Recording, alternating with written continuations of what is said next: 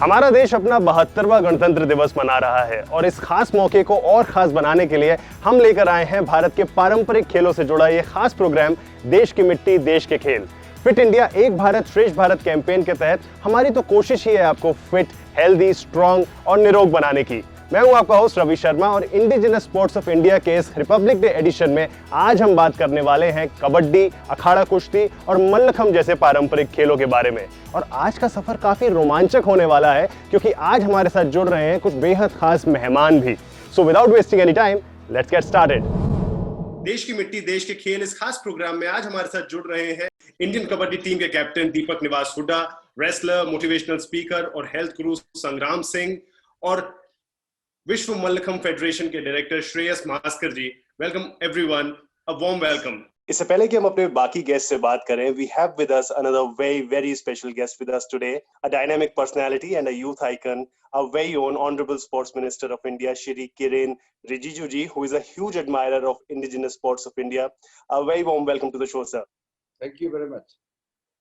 It's a great honor to have you amongst our esteemed panelists who represent some of the biggest indigenous games in India in this first ever webinar on the indigenous sports of India. Sir, आज हम wrestling, kabaddi और मल्लखंब के बारे में बात करने वाले हैं with three leading names of these sports.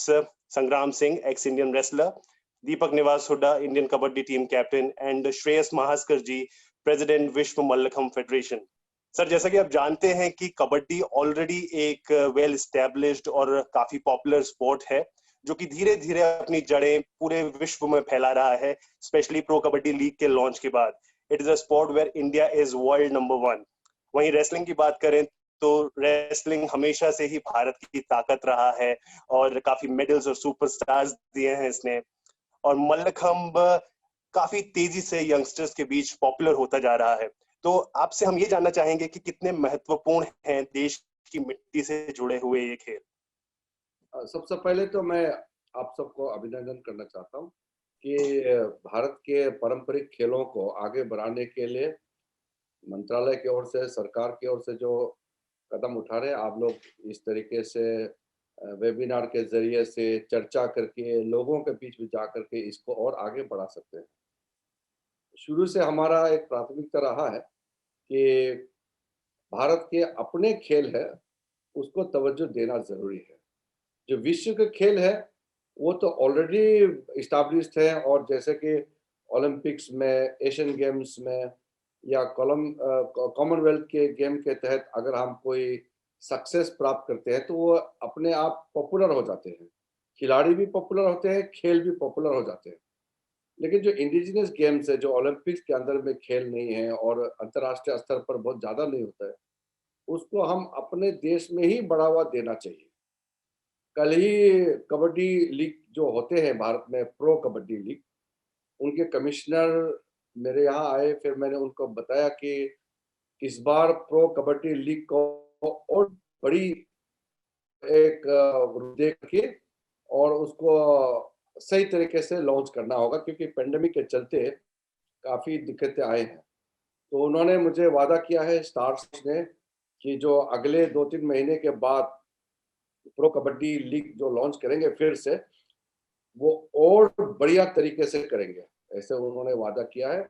हम अपने मंत्रालय की ओर से, सरकार की ओर से जो समर्थन देना है हम देंगे। उसके अलावा मलखम है, थंगता है, कलरीपट्टू है, खो खो है, योगासन को हमने अभी खेल का दर्जा दे दिया है। कुश्ती, जो भारत में कुश्ती बहुत ही पुराने खेल है, तो ये सारा खेलों को हम गांव-गांव तक ले जा सकते हैं क्योंकि ये सब खेल गांव में बहुत पॉपुलर है। शहरों में भी पॉपुलरिटी तो आ ही जाएंगे, लेकिन गांव में इसका पकड़ मजबूत है, तो इसको एक व्यापक तरीके से हमको एक कदम उठाना होगा। मेरे तरफ से जो मान्यता शुरू कर दिया है, सबसे पहले तो भारत सरकार अगर मान्यता नहीं देते हैं तो फिर उसका वर्चस्व नहीं रहता है। तो हमने जो मान्यता देने का जो प्रक्रिया है वो कर दिया। जब हमने रिकॉग्निशन कर दिया तो उसको वित्तीय सपोर्ट भी मिलेंगे, पैसे या जो सरकारी जो टेक्निकल सपोर्ट है कोचिंग के लिए, ट्रेनिंग के लिए, बहुत सारा चीज़ों का हमको ध्यान रखना पड़ता है। ये हम करने वाले हैं क्योंकि इतने सालों से भारत सरकार की ओर से, राज्य सरकारों की ओर से बहुत ज़्यादा ठोस इस पे ध्यान नहीं दिया गया। तो प्रधानमंत्री जी ने जब मुझे कहा कि आप खेल को, जो ओलंपिक खेल है या जो विश्व स्तर के जो खेल है और भारत के पारंपरिक खेल है, दोनों को बराबर आगे ले जाना चाहिए। तो प्रधानमंत्री जी का जो विचार है, वो विचार को मैं अपने आप उसमें सम्मिलित करते हुए आगे ले जा रहा हूँ। इसलिए मैं चाहता हूँ कि भारत के जनता भी इसको समर्थन करे। सरकार तो करेंगे ही, हम तो खेल मंत्री होने के नाते कर ही रहे हैं, लेकिन भारत की जनता जब पब्लिक सपोर्ट नहीं करेंगे तो खेल आगे नहीं बढ़ सकते हैं। इसलिए पॉपुलैरिटी, पब्लिसिटी, एनकरेजमेंट ये सब करना है। फिर इसमें जब लोग जुड़ेंगे तो पैसे भी आ जाएंगे, स्पॉन्सरशिप आ जाएंगे। हमारे खिलाड़ियों को खेल के माध्यम से, खास करके जो पारंपरिक खेल है, उसमें करियर ऑप्शन दिखाई देना चाहिए। उसके ज़रिए से नाम हो, आपका इज़्ज़त हो, फिर पैसे भी आए और फिर ये हमारे पूरे देश भर में बहुत ही पॉपुलर भी बने, ये हम चाहते हैं। जिस पॉपुलैरिटी की आप बात कर रहे हैं उस कड़ी में सरकार ने अपना एक कदम तो बढ़ा ही दिया है कि इस साल के खेलो इंडिया यूथ गेम्स में कलरीपयट्टू, मल्लखंब, थांग ता और गाटका को शामिल किया गया है। तो इस पर आप क्या कहना चाहेंगे और ये कितना इम्पोर्टेंट एक कदम है हमारे पारंपरिक खेलों को और बढ़ावा देने के लिए?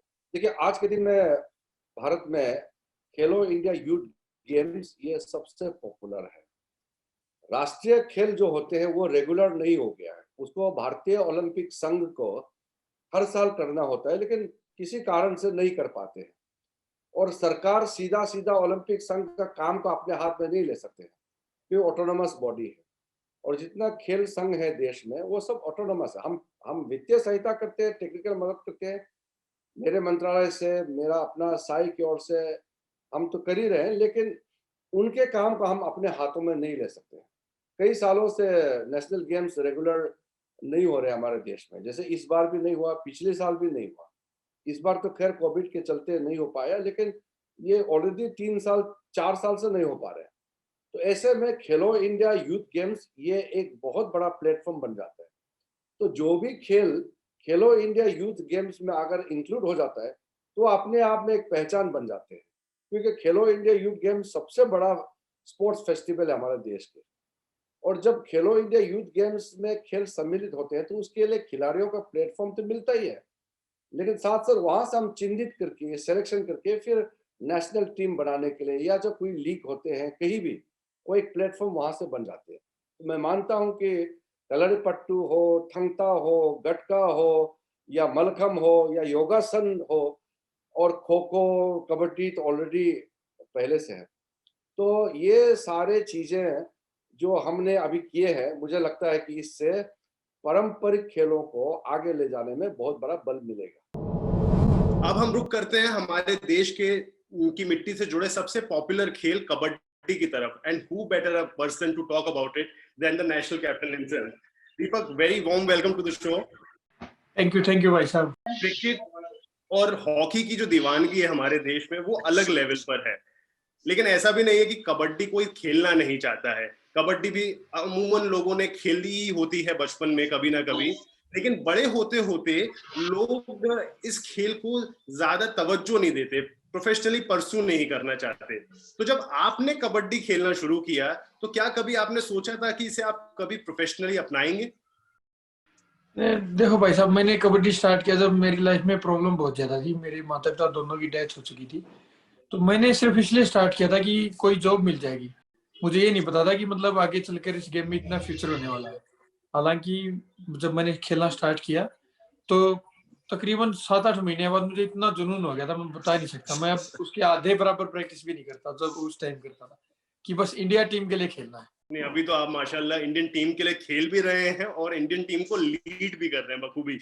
वैसे प्रो कबड्डी लीग के आने की वजह से भी काफी इसको फेम मिला है, प्लेयर्स को भी रिकॉग्निशन मिल रहा है, money has also pumped into it. इस पर आपका क्या टेक है? हाँ, प्रो कबड्डी आने के बाद बिल्कुल कबड्डी का तो फ्यूचर ही बदल गया है। पहले क्या था कि मान लो इंडिया टीम के लिए भी खेलते हैं तो यही था कि जो लोग कबड्डी को देखते हैं या उससे जुड़े हुए कोच हैं या हमारी फैमिली, उनको ही पता होता था जैसे हमारे देश में कि मतलब नॉर्मल लोगों को कुछ पता नहीं होता था कबड्डी का क्या चल रहा है, कैसा खेल है। लोग पसंद भी नहीं करते थे। सच्चाई बात है, हम क्या, कोई बोलता क्या खेलते हो? बोला कबड्डी। कबड्डी? ये कौन सा खेल है? और अब जब से प्रो कबड्डी लीग आई है, सेकंड मोस्ट वाचिंग गेम है। आईपीएल के बाद अपनी इंडिया में कोई भी देखे जाने वाली सबसे बड़ी लीग है, दूसरे नंबर पे। मेरे ख्याल से लोकल पब्लिक में जितना इसने रेस्पेक्ट बढ़ाई है, क्रिकेटर्स की भी नहीं होगी जितना लोकल पब्लिक में, क्योंकि हमारे इंडिया का खेल है ये, हमारा लोकल खेल है कबड्डी। तो ये फ्यूचर भी चेंज हुआ, और इसकी वजह से क्या है, इंडिया में हर खेल की लीग स्टार्ट हो गई है। जब से कबड्डी लीग स्टार्ट हुई अपने भारत देश में, मेरे ख्याल से तकरीबन हर गेम की लीग आई हुई है। तो भी इंडिया में हर गेम के लिए लीग है, तो समझ सकते हैं आप बच्चों का स्पोर्ट्स लाइफ में भी नुकसान नहीं है, बच्चों को अच्छा फ्यूचर तैयार हो गया है। जितना नाम एक स्पोर्ट्स पर्सन का होता है ना, जितनी रिस्पेक्ट आप पूरे देश से आपको प्यार सम्मान मिलता है, अपने देश के लिए खेलते हैं, जब वो तिरंगा लहरा जाता है ना बाहर कंट्रीज में, तो बयान नहीं कर सकते कितनी बड़ी खुशी होती है। तो दीपक, दो तरह की कबड्डियां होती हैं, एक तो है पंजाब स्टाइल या जिसको कहते हैं सर्कल स्टाइल, और एक है नेशनल स्टाइल कबड्डी। दोनों के बीच में फर्क क्या है? पंजाब स्टाइल जो कबड्डी होती है उसको सर्कल स्टाइल कबड्डी भी बोलते हैं। उसमें एक बहुत बड़ा घेरा बना दिया जाता है, सर्कल 80 मीटर के तकरीबन। तो उसमें वैसे डिफेंडर 4 होते हैं, लेकिन उसमें क्या होता है, जो बंदा टच करेगा उसको ही कैच करनी, कोई सपोर्ट नहीं करता, एक को एक ही पकड़ता है। और जो नेशनल स्टाइल कबड्डी वो तो आप प्रो कबड्डी लीग में देखते हैं, उसके इंटरनेशनल टूर्नामेंट्स भी होते हैं, वर्ल्ड कप, एशियन गेम्स वगैरह होते हैं। वो नेशनल स्टाइल कबड्डी होती है जो हम खेलते हैं।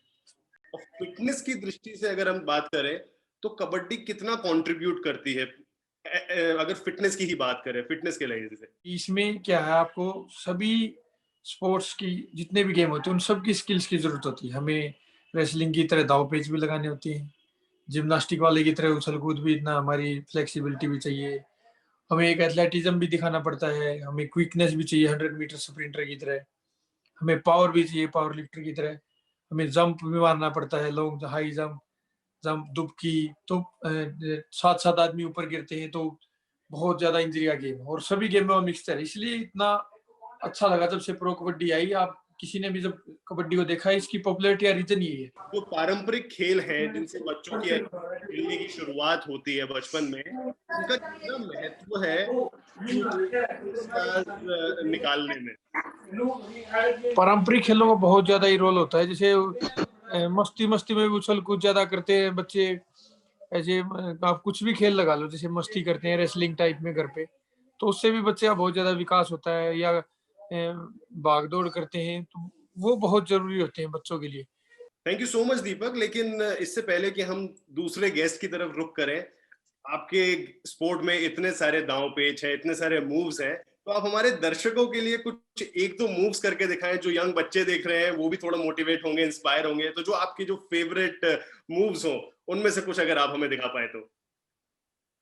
मेरा फेक बहुत अच्छा है, मुझे मतलब मेरे कोचेस सभी बोलते हैं। जैसे मैं रेड के लिए स्टार्टिंग में ऐसे आता हूँ, मारता बहुत स्लोली वैसे, मतलब ऐसे लगता है मतलब बिल्कुल इजी आ रहा है, लेकिन जैसे मैं ऐसा करा, मैं ऐसे करता हूँ एकदम, तो बहुत डर लगता है उसको, मतलब कवर होगी एकदम। मैं बिल्कुल इजी आता हूँ हमेशा, मेरा स्टांस यही रहता है, बिल्कुल ऐसे खड़ा होता, लेकिन मैं जिस फ्रैक्शन ऑफ सेकंड में स्टार्ट करता है ना, वो बहुत फास्ट करता है। जैसे ऐसे खड़ा ऐसे करता हूँ मैं एकदम, कि उसको लगता है कि आ गया है। Okay, thank you so much Deepak for interacting with us. Kabaddi तो एक ऐसा खेल है जिसे हम में से ज्यादातर लोगों ने कभी ना कभी तो खेला ही है, और देश की मिट्टी से जुड़ा ये खेल आज की तारीख में काफी पॉपुलर हो चुका है। वैसे दीपक ने ऑलरेडी हमें कबड्डी के बारे में काफी कुछ बता दिया है, लेकिन अगर लाइफ में थोड़ा और मिल जाए तो फिर क्या ही बात। तो चलिए बताते हैं आपको कबड्डी के बारे में थोड़ा और। आज एक फेमस प्राइम टाइम शो के रूप में देखा जाने वाला ये खेल कबड्डी कभी भारत के गांव कस्बों तक ही सीमित था। भारत में मौजूद इसकी जड़ें कई सदियों पुरानी हैं। कहा जाता है कि पुरातन समय में इस खेल की रणनीतियों को रणभूमि पर भी इस्तेमाल किया जा चुका है।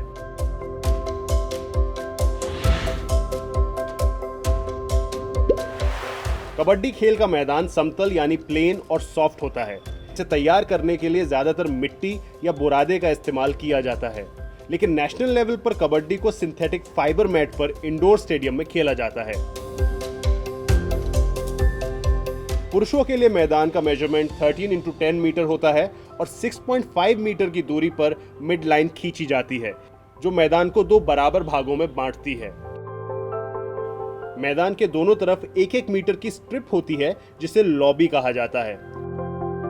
मिडलाइन से 3.25 मीटर की दूरी पर दोनों तरफ एक पैरेलल लाइन खींची जाती है जिसे वॉल्क लाइन बोलते हैं। इसके अलावा मैदान में एक बोनस लाइन भी होती है जो कि बॉल्क लाइन से पीछे की तरफ 1 मीटर की दूरी पर खींची जाती है। कबड्डी 2 टीमों के बीच खेला जाता है जिसमें हर टीम में 12 खिलाड़ी होते हैं, लेकिन एक समय में केवल 7 खिलाड़ी मैदान में खेलते हैं और 5 सब्स्टिट्यूट्स होते हैं। इस खेल में 20-20 मिनट के 2 हाफ्स होते हैं जिसके बीच 5 मिनट का हाफ टाइम मिलता है। दोनों टीमें बारी बारी से 30-30 सेकंड के लिए रेड और डिफेंड करती हैं और अपनी टीम के लिए पॉइंट्स जीतने की कोशिश करती हैं। खेल शुरू होने पर रेडर को एक सांस में कबड्डी कबड्डी बोलते रहना पड़ता है जिसे चैंट बोला जाता है। ये चैंट करते हुए उसे दूसरे पाले में जाकर ज्यादा से ज्यादा डिफेंडर्स को छूकर अपने पाले में वापस आना होता है। जितने डिफेंडर्स को वो छूता है वो आउट माने जाते हैं और उतने ही पॉइंट्स रेडर टीम को मिल जाते हैं। वहीं डिफेंडर्स को किसी भी तरह रेडर को उन्हें छूने से बचना होता है। खेल के आखिर में जिस टीम के पास ज्यादा पॉइंट्स होते हैं वही टीम विनर होती है।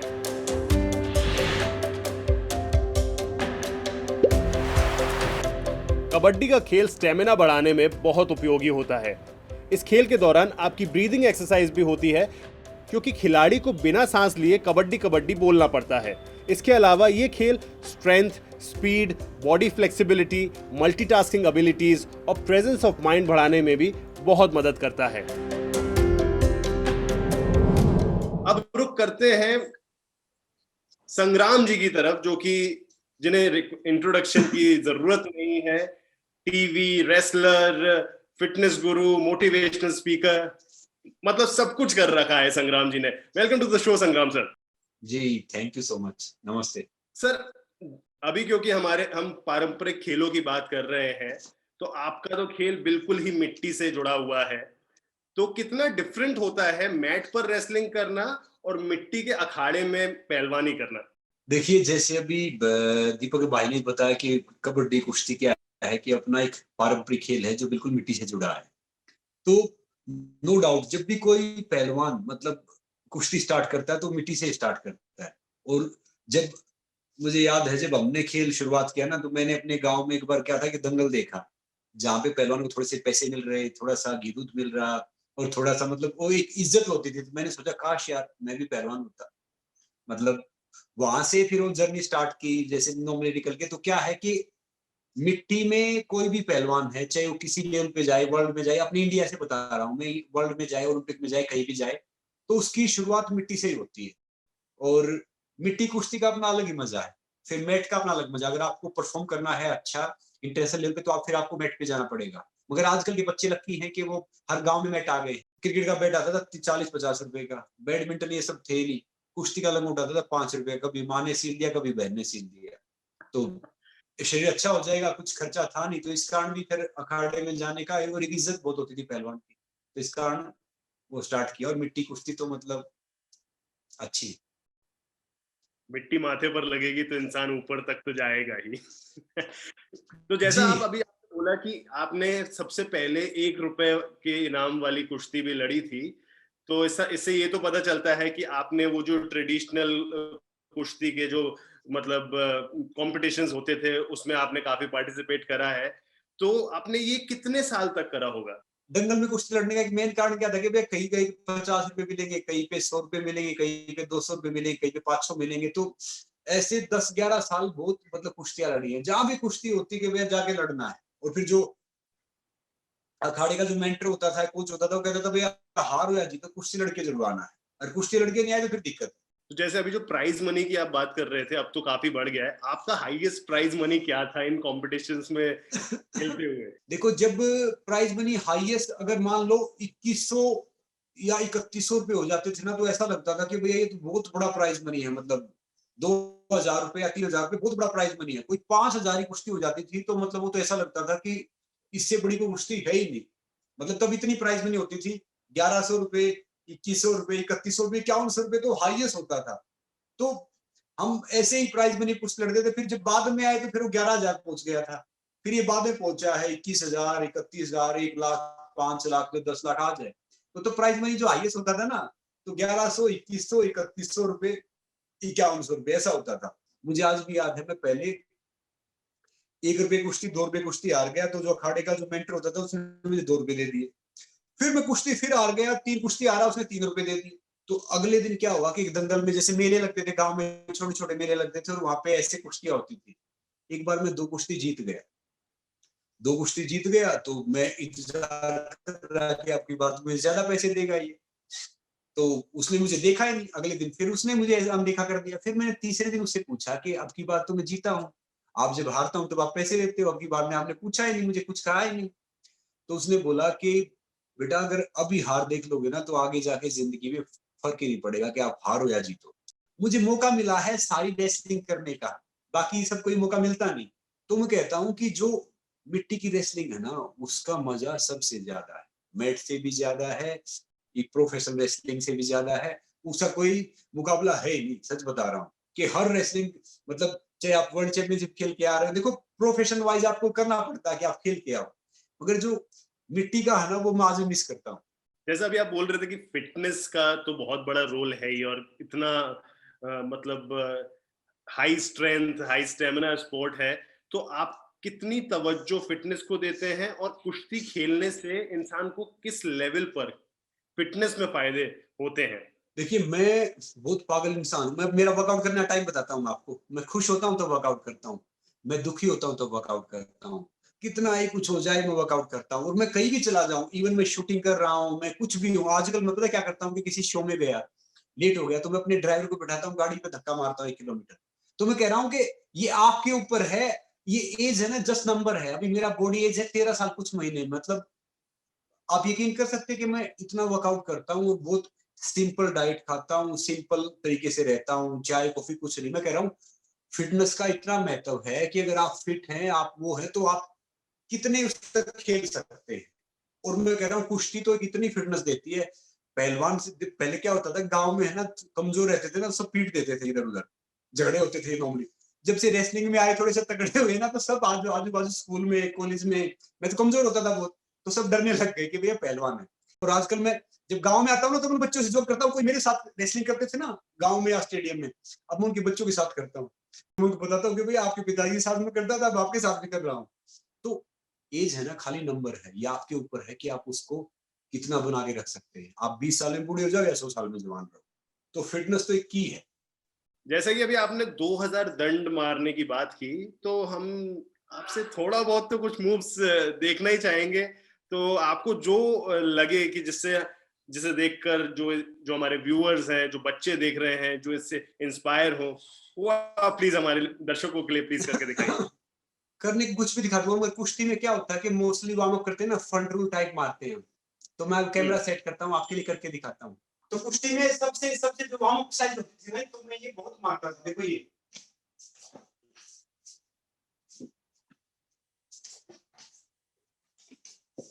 ये वापस आना जाना, तो ये एक्सरसाइज में कुश्ती में ढेर सारी करता था। ये मतलब मैं ये भाग के वो करना, ये सारी चीजें करना, तो ये फ्रंट रूल बहुत मारता था, back rule, front rule, back rule. और आजकल तो मैं पहले कर नहीं सकता था, आजकल मैं फ्लिप मारता हूँ, फ्रंट फ्लिप, बैक फ्लिप। संग्राम, ये तो हो गई कुश्ती की बात। आपने मतलब एक बहुत ही छोटी उम्र से कुश्ती में की तरफ अपना पैर बढ़ा लिया था, लेकिन एज अ चाइल्ड, जब आप बच्चे थे, तब आप कौन से ऐसे पारंपरिक खेल थे, जो देसी खेल थे, जो खेल कर आप बड़े हुए हैं? कुश्ती के अलावा क्या खेलना आपको बहुत ज्यादा पसंद था? कुश्ती के अलावा जो खेलना पसंद था, कबड्डी। अच्छा, जो जो यहीं पे होते थे नॉर्मली। फिर हम कबड्डी के अलावा खेलते थे वो जिसको आजकल रग्बी बोलते हैं ना, रग्बी बोलने के भागते हैं। देखो हाँ जी। क्रिकेट को है ना, हम ये समझते थे कि ये बीमार हुआ खेल है, क्योंकि 2 आदमी खेलते थे, बाकी सब खड़े रहते थे। तो क्रिकेट हम खेलते ही नहीं थे, क्योंकि पता है क्या, गलती से एक बार खेल लिए, वो जब वो नंबर आया और 2 बॉल में आउट हो गए, पूरा दिन दोपहर में उनको करते रहे, बॉल फेंकते रहे। फिर मैंने कहा भैया ये नहीं खेलना बिल्कुल भी, ये गलत गेम है। देखो कबड्डी था जो गांव में स्टार्ट किया, कुश्ती है, मगर मेरा ही मानना है कि इंडिविजुअल गेम है ना, इंडिविजुअल गेम किसी बच्चे को करियर बनाना, तो वो बेहतर करने चाहिए। पता है क्यों? इंडिविजुअल गेम में हमारे ऊपर है कि हम कितनी मेहनत करेंगे। वीडियो बनाता हूँ अपने उस पे, उन बच्चों के लिए ढेर सारे, फिटनेस के लिए कि वार्म अप कैसे करे, टो टू हेड फिर स्टैंडिंग वार्म अप कैसे करें, रनिंग वार्म अप कैसे करें, तो उन सब के लिए करता हूँ और ये करना चाहिए हम सबको। कुश्ती एक ऐसा खेल है जिसपे फुल बॉडी एक्सरसाइज हो जाती है और हमारे देश में कुश्ती का इतिहास भी काफी पुराना रहा है। तो चलिए बताते हैं इस महान खेल के बारे में कुछ इंटरेस्टिंग फैक्ट्स, स्टोरीज और भी काफी कुछ। कुश्ती या पहलवानी इंडियन रेसलिंग का ट्रेडिशनल रूप है जिसकी जड़ें जाती हैं प्राचीन काल के भारतीय मल्ल युद्ध और पर्शिया के वर्जेश पहलवानी तक। कुश्ती खेल है न सिर्फ ताकत का बल्कि एकाग्रता और ध्यान का भी, जो भारत में सदियों से चली आ रही गुरु शिष्य परंपरा की पहचान भी है। कुश्ती के खिलाड़ियों को पहलवान बुलाया जाता है और उनके गुरुओं को बुलाया जाता है उस्ताद। और जहां उस्ताद अपने पहलवानों को इस कला के गुर सिखाता है, उस जगह को कहते हैं अखाड़ा, यानी कुश्ती का विद्यालय। भारत में कुश्ती के मुकाबलों को दंगल के नाम से भी जाना जाता है और हर खेल की तरह दंगल के भी कुछ नियम होते हैं। दंगल के लिए पहले अखाड़े को तैयार किया जाता है। एक गोल या चौकोर आकार का घेरा बनाया जाता है जिसकी चौड़ाई कम से कम 14 फीट होती है। फिर उस घेरे की मिट्टी को खोदकर उसमें लस्सी, तेल और गेरू मिलाकर उसे लाल बनाया जाता है। रोज थोड़ा थोड़ा पानी डालकर मिट्टी को इस कदर मुलायम बनाया जाता है जिससे पहलवानों को चोट भी ना लगे और ना ही उनको कोई दांव खेलने में कोई दिक्कत आए। घेरे के अंदर एक रेफरी और घेरे के बाहर बैठे 2 जजेस की निगरानी में पहलवान एक दूसरे से कुश्ती करते हैं और उनकी कोशिश यही रहती है कि किसी तरह अपने विरोधी के कंधे और कमर जमीन से टच करा दें और जीत हासिल कर लें। विरोधी को नॉकआउट कर देने पर या उसके हार मानकर समर्पण करने से भी जीत दर्ज की जा सकती है।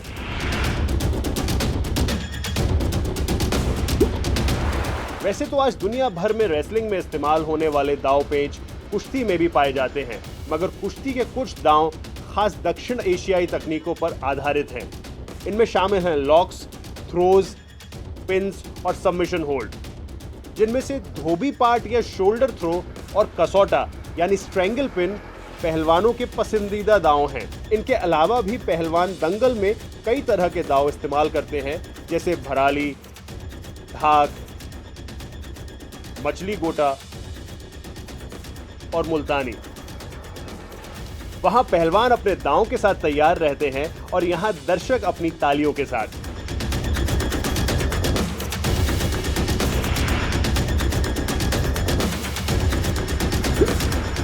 एक पहलवान का दिन सूरज की पहली किरण पड़ने से पहले ही शुरू हो जाता है। सुबह 3 बजे से ही उठकर पहलवान व्यायाम में जुट जाता है, जहां वो 4 से 5,000 दंड और बैठक यानी पुशअप्स और स्क्वाट्स लगाता है। 5 किलोमीटर की दौड़ भरता है और साथ में कई और स्ट्रेंथ एक्सरसाइजेस भी करता है। फिर लंगोट पहनकर पहलवान अपने उस्ताद की निगरानी में अखाड़े में घंटों कुश्ती की प्रैक्टिस करता है और यही प्रक्रिया शाम को दोहराई जाती है। ऐसी कड़ी तपस्या के बाद ही कोई दमदार पहलवान बन पाता है। कुश्ती का खेल एक टोटल वर्कआउट माना जाता है। इससे न सिर्फ कार्डियोवैस्कुलर एंड्योरेंस को बढ़ाने में सहायता मिलती है, बल्कि मेंटल स्ट्रेंथ बढ़ाने में भी ये काफ़ी उपयोगी है। बॉडी बैलेंस इंप्रूव करने के अलावा एंड्योरेंस, स्ट्रेंथ, रिफ्लेक्सेस और एजिलिटी इंप्रूव करने में भी कुश्ती का ये खेल काफ़ी उपयोगी है। Well, on that note, we'll move on to Shreyas जी। श्रेयस जी, मल्लखंभ में एग्जीबिशन इवेंट्स भी होते हैं और कंपटीशन इवेंट्स भी होते हैं, तो इन दोनों तरह के मल्लखंभ में डिफरेंस क्या है, प्लीज हमारे को बताएं। मल्लखंभ में डेमोन्स्ट्रेशन और कंपटीशन, ये दो अलग अलग दिखने के लिए आम लोगों को दिखते हैं, लेकिन मैं समझो किसी डिश के खाने के व्यंजन के बारे में बात करूंगा, तो जो हम लोग ड्रेसिंग करते हैं एक व्यंजन को, वो डेमोन्स्ट्रेशन है, और एक्चुअल जो खाने की डिश है वो कॉम्पिटिटिव मल्लखंभ है। और ये जो मल्लखंभ का डेमोन्स्ट्रेटिव है, ये है ब्रिटिश आने के बाद शुरू हो गया। उसके पहले ये बेसिकली ये फिटनेस के लिए ही ऑपरेटर डेवलप हुआ था, क्योंकि पहले गुरुकुल में जब लोग बच्चे जाते थे सीखने के लिए, किसी को समझो अर्थशास्त्र सीखना है, किसी को वेद सीखना है, किसी को अलग अलग विषयों में काम करते थे, लेकिन उनको अपनी फिजिकल फिटनेस रखने की बहुत जरूरत पड़ती थी। So you can say this is a easiest way to get you physical fit, 100% physical fit, this is the apparatus. ये जल्दी से जल्दी आपको फिजिकल फिट बनाने के लिए apparatus है। और डेमोन्स्ट्रेशन तो अभी वो दिखने के लिए अच्छा दिखता है, इसलिए कभी 26 जनवरी हो गया तो चलो मलखम्ब का पिरामिड दिखा दिया, लेकिन that pyramid is that demonstrative mallakhamb is not actual real mallakhamb. और कंपटीशन के बारे में बात करेंगे तो 1.5 मिनट में बच्चों को करीबन 27-28 एक्सरसाइज करनी पड़ती है, तो वो फिटनेस लेवल बहुत ही हाई हो जाता है। वैसे भी मल्लखम्ब में योगा, रेसलिंग, जिम्नास्टिक्स प्रैक्टिस करना पड़ता है, तो अगर कोई मल्लखम्ब प्रैक्टिशनर है उसको आप क्या टिप्स देना चाहेंगे, उन्हें क्या किन किन बातों का ध्यान रखना चाहिए? मल्लखम्ब करने के लिए जिम्नास्टिक्स, योगा ये नहीं करना पड़ता है, मल्लखम्ब करके ये कर सकते हैं। मल्लखम्ब के जो ओरिजिनल एक्सरसाइज है, ओरिजिनल उसके ऊपर है, ये मल्लखम्ब अपने बॉडी को फिट बनाते हैं। हम लोग अभी देखते हैं कि वो जिम्नास्टिक एक्रोबेटिक एलिमेंट कर रहा है, लेकिन वो एक्रोबेटिक एलिमेंट करने के लिए उसको बाहर किधर जाने की जरूरत नहीं पड़ती, वो मल्लखम्ब के ऊपर ही वो सीखता है। योगिक पोस्चर्स है, वो उसके फ्लेक्सिबिलिटी है, ये सब वो मल्लखम्ब के ऊपर ही करता है। मतलब जैसे अभी संग्राम सर ने बताया, जैसे अखाड़ों में महाराष्ट्र में तो खास करके, बाकी सब जगह पे भी कुश्ती के बाजू में ही मल्लखम्ब खड़ा था।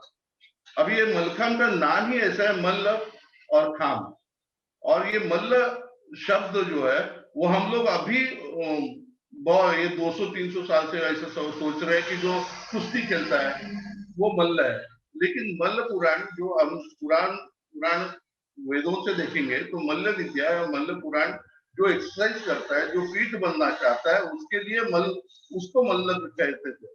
और वो मल्ल बनाने के लिए, मतलब फिजिकल फिटनेस बढ़ाने के लिए जो खाम्ब है वो मल्लखम्ब है। प्योरली मल्लखम्ब करने गए तो आपको ना योगा करने की जरूरत पड़ती है, ना जिम्नास्टिक करने की जरूरत पड़ती है, आप उसके ऊपर ही कर सकते हैं। मल्लखम्ब से फिटनेस लेवल इतना ज्यादा बढ़ता है कि you can play anything. Overall fitness के लिए मतलब बहुत ही कंप्लीट स्पोर्ट है। तो आपको लगता है कि मल्लखम्ब को बच्चे आज की तारीख में हाथों हाथ ले रहे हैं? Are there more number of kids and young people who are embracing mallakhamb? हाँ, बहुत ज्यादा मल्लखम्ब के लिए कर रहे हैं। अभी मेरे पहले 2 साथियों ने बताया कि अभी बहुत सारे पैसे आ गए हैं, पैसे मिल रहे हैं। मल्लखम्ब में आज भी नहीं मिल रहा। अभी 2-3 साल से भारत सरकार ने तिजोरी हम लोगों के लिए खोली है, उसके पहले तो कुछ भी नहीं मिल रहा था। अभी तो 10-12 हजार रुपए महीने का तो स्कॉलरशिप भी मिल रहा है। ये सब अभी गवर्नमेंट के वजह से तो अभी हो रहा है, लेकिन बच्चे यहाँ फिटनेस के लिए ही आते हैं, और फिटनेस के लिए बहुत सारे बच्चे आते हैं। मतलब मैं जहाँ सिखाता हूँ वहाँ 1200 बच्चों का असेंबली है मल्लखम्ब के लिए। सो मल्लखम्ब करने के लिए आते हैं बच्चे। और अभी कैसा है कि ये फास्टेस्ट ग्रोइंग स्पोर्ट्स बोला जा सकता है। ऑक्सफोर्ड डिक्शनरी में गए 20 सालों में 2 ही शब्द नए इंट्रोड्यूस हुए, एक सुशी जो जापान का खाद्य है, और एक मल्लखम्ब जो इंडियन इंडिजिनस स्पोर्ट्स है। आपको भारत के बाहर बहुत लोग जल्दी ज्यादा से ज्यादा करने की कोशिश कर रहे हैं, क्योंकि इसमें योगा की शांति है और वॉरियर का एग्रेशन है। आप जब शुरुआत कर रहे थे तब से लेकर आप अब तक आपको कितना फर्क दिखता है? एक दूसरा कि मल्लखम्ब के अलावा आपको क्या इंडिजिनस स्पोर्ट्स खेलना पसंद था एज अ किड? कैसे मालूम, हम लोगों ने जब शुरू किया था तब मल्लखम्ब के कंपटीशन भी नहीं होते। मतलब 72 से मैंने शुरू किया था, तभी कंपटीशन भी नहीं होते थे। 76-78 से कंपटीशन एक्चुअल शुरू हो गया। लेकिन अभी जो बच्चे हैं वो कंपटीशन उनको मिलता है, स्कॉलरशिप मिल रही है। अभी वर्ल्ड कप भी हो गया लास्ट ईयर, और वर्ल्ड कप में करीबन 18 कंट्रीज से लोग आए थे, 160 पार्टिसिपेंट्स थे आउट ऑफ इंडिया के। सो अभी ये बहुत सारा चेंज आ रहा है। लेकिन मैं बचपन में क्या खेलना चाहता था, ऐसे आप पूछोगे तो मैंने खो खो खेला है, कबड्डी खेला है, क्योंकि हमारा जिस इंस्टीट्यूशन से हूँ वहाँ that is 95 year old institution, तो हमारे यहाँ कबड्डी, खो खो, ये इंडिजिनस मल्लखम्ब, अखाड़े की कुश्ती। अभी भी बंबई में जो गिने चुने 2 ही अखाड़े बचे मिट्टी के, उसमें से एक अखाड़ा हमारे पास है।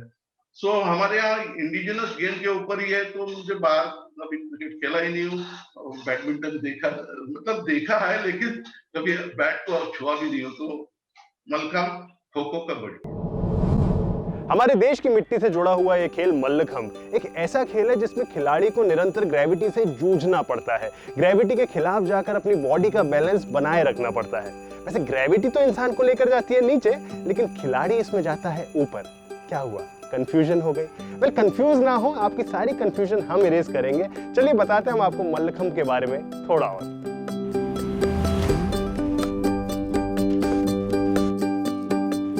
मल्लखंभ पारंपरिक तौर पर एक भारतीय खेल है जिसमें खिलाड़ी एक सीधे खंबे पर, लकड़ी पर या किसी रस्सी पर तरह तरह के योगासन का प्रदर्शन करता है। मल्लखंभ खेल का नाम दो शब्दों को मिलाकर बना है। मल्ल जिसका अर्थ होता है पहलवान और खंभ यानी कि खंबा।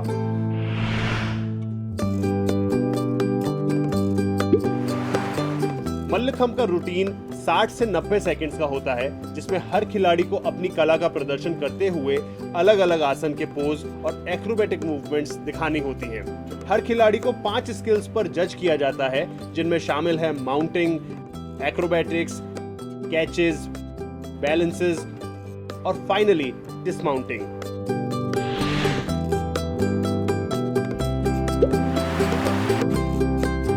देखा जाए तो मल्लखंभ अपने आप में योगा, जिम्नास्टिक्स और मार्शल आर्ट्स का एक परफेक्ट कॉम्बिनेशन है।